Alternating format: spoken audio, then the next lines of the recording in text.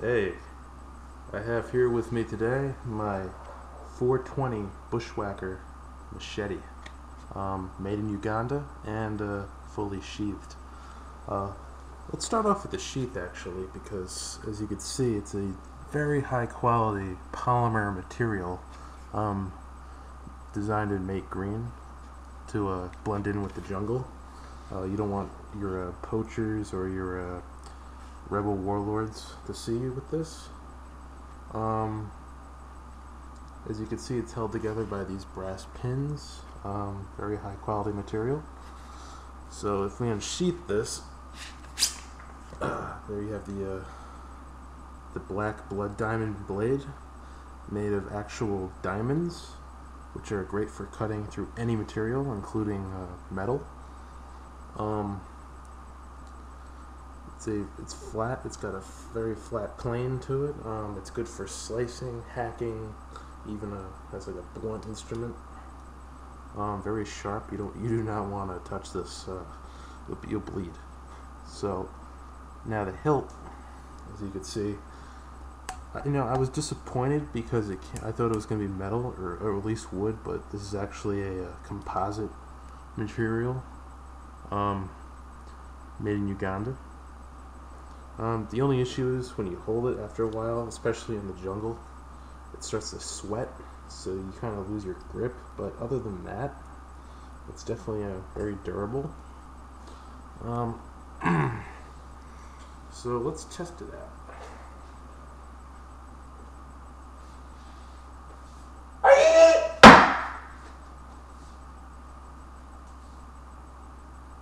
Hacked right through it. That's what I call bushwhacking. Anything else? Oh, that's right. I also got something else. Hold on.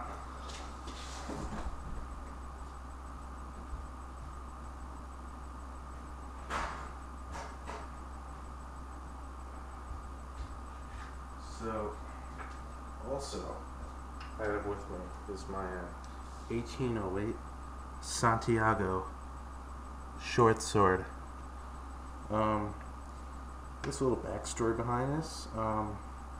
Carlos Santiago was a Spanish missionary. In 1808, he was actually made a bunch of swords. He forged them high up in the hills of the Pyrenees, bordering France. So, as you can see, the wooden sheath is it's very durable. Colored black to parallel the conservative values of the missionaries at the time. If we unsheath this, it's kind of hard. It's an old sword. I don't want to break it. Yeah.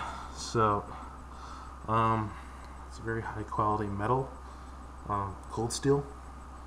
I don't know if you could tell, but there's these holes. Now, these holes, they allow for air to go through. So when you're swinging or slashing, it actually picks up speed, and like the synergy of the sword actually makes a more powerful blow with the weapon. So if you move down to the hilt, you see this S-shaped pattern. Now that's actually for close quarters combat. The one hand you got around your wrist, or my hand, and then the other side, it goes right in the eye. We'll gouge it out, Then the handguard is in the shape of a seashell, which was very popular among the missionaries in the Caribbean at the time. Down at the hilt, you see I believe this is a South German birch oak. It's good. It absorbs the sweat in your hand, so it's always got a good grip. And at the end, you have that's a brass knob. Now, what this would do, it also adds to the weapon's effectiveness. Blunt instrument right into the head. So with this weapon, it's actually pretty dull for sword of this type, but that's okay. After a while, these swords tend to get pretty dull. They were good for stabbing primarily. Just the length of it prohibits anything more Like if you were to execute a savage, you wouldn't like go for the head. You'd have to do it like probably thrust up through the chest. Now I don't want to demonstrate like I did with the machete just because the age of the sword. So actually, I don't know if you can tell. See that? Cut right through it. See, cut in half. That was the machete sheath. Don't worry, I got plenty of those.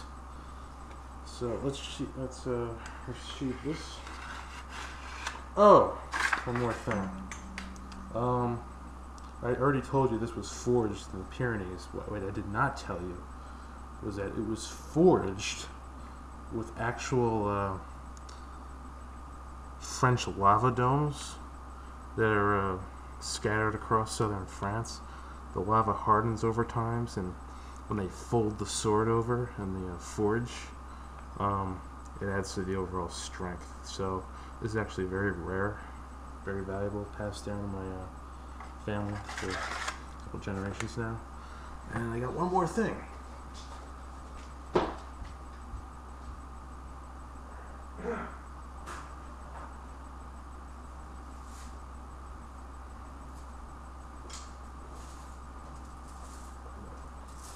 This is a 1926 Daisy.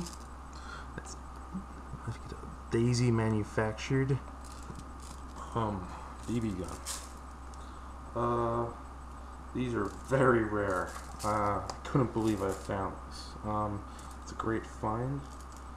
As you can see, it's made of very tough wood. I know it sounds hollow, but that's a very, very sturdy piece of Pennsylvania birch, oak, maple, that's right. The barrel, it's made of a very very durable steel. And at the end, you could see that's the barrel, that's where the BBs come out. You don't want to look in this in the eye. The only reason I'm not doing that is because I'm doing it to the camera because it's just so here's how you work it. First, unclick the safety, and you cock it, and then you let her fly. Woo! Beautiful. Also, there's an adjustable aim. You know, when you're aiming, you want the specs for this? It's got a range of about 500 yards, feet per second. The FPS is about, I want to say over 2,000. I'm not positive, just because this is an older gun. And rate of fire is as fast as you can cock this. My grandfather used to own one, and he would cock it like, I'd say he'd get off about 60 rounds per minute. Yeah, so this is definitely real. It's genuine, because not only do you have the Daisy logo up here, you also have it etched into the cocker. Anything else with this? Oh, right up front here, that's where you put the BBs in. They travel down the barrel, you cock it, they're right into the chamber.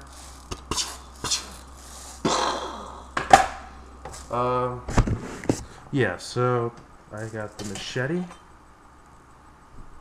the Santiago short sword, and the Daisy BB gun. That's really it. Would I buy these? The machete you're definitely going to buy. You're going to be able to find at really any local retailer.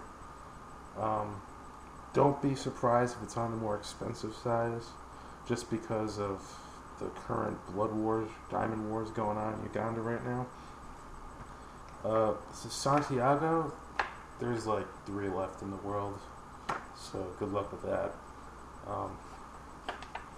Daisy BB guns, they're rare, but I've seen guys sell them down in Soho. So if you see one, it's about $700. I'd definitely pick one up. Definitely worth every penny. Yeah. And it's all up to snuff.